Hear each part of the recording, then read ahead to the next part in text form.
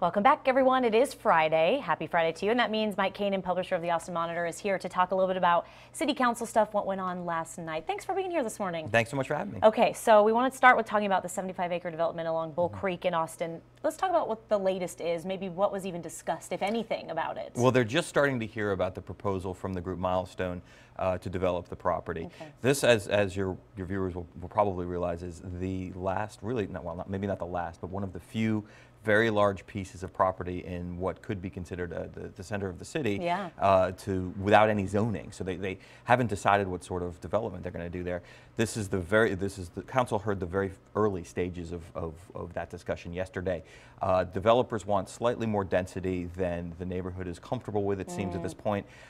There was no discussion really yesterday. There wasn't really back and forth about where they're going to go, just a lot of zoning numbers and acronyms. And you know, it's going to be a really interesting discussion. This is, like I said, the property is not.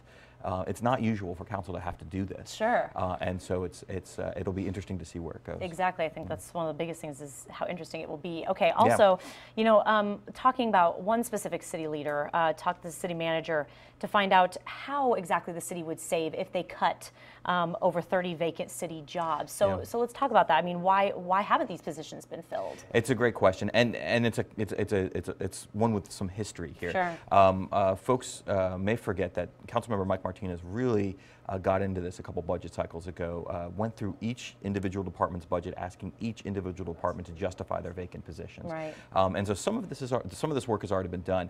Councilmember Troxclair saw that there were still 1,000 vacancies, a lot of which were and are in the public safety departments. So this, which is a slightly more complicated equation because a lot of those vacancies are dependent on academy graduating classes, and it's public safety, and people rarely want to touch those budgets anyway politically. So, so when the resolution ended up being boiled down, it really accounted for only these 34 jobs or so. And why haven't they been filled? City Manager Ott told council yesterday that in just 3 cases has it been something where they rolled over year after year with somebody not paying attention. But I think the bottom line here, and I think this is important for viewers to remember, is that there probably aren't a whole lot of savings here. I mean, it's 34 jobs, and as the city's budget guy, Ed Van Enu, said yesterday, I mean, it's not like there's a whole bunch of cash just sitting around to distribute out. So, you know, I think council members may be disappointed ultimately in the numbers that bring back, but as Councilmember Troxclair has said, you know, every little bit helps. So. Yeah. Well, when you talk about the numbers, you talk about the budget. That's one of the biggest things too. I mean, what are some issues kind of when we surround the budget and talks of that with the city council members? I think right now, you know, they're dragging a little bit relative to where things were with past councils. Of course, you know, we've got the New Way Forward and all this other stuff. But I think that in past years, at this point, they would have really had a decent idea of where they were going.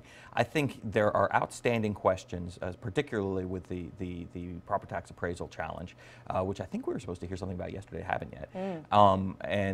You know, if that comes back, there is some in the Chronicle yesterday. Michael King wrote that you know, the chief appraiser is saying that maybe the commercial appraisals aren't as far off as the city is suggesting that they are, and all of this sort of boils into this stew of where they're going to put the tax rate. They have to set the tax rate to fill their budget, and any savings are going to come off where they set the tax rate, and you know, we just don't know where they're going. So it's a bit, the process is a bit more slow than it was last year. Departments are starting their presentations, so we're starting to get an idea of what they're asking for, but we're still sort of, it's a nebulous thing at this point. Well, and what's the kind of consequences for not figuring that out sooner? You know what I mean? Like when they don't establish something like this, the consequences of something like that. It's a lot of scrambling, and it's a lot of last minute, you know, I think people get frustrated when they see people on the dais making, you know, bartering over, you know, over last minute style where they're not necessarily, I mean, I think it's fair to say that you're not prepared when you're doing that sort of work. Not to say that they aren't going to be prepared in this case necessarily, but they're really pushing these deadlines. I mean, they have to set, they typically vote on a budget in September, and you know, it's late in the season. Exactly. Mike Keenan, thank you so much for joining us this morning. Gives us a little better insight to what goes on at these meetings.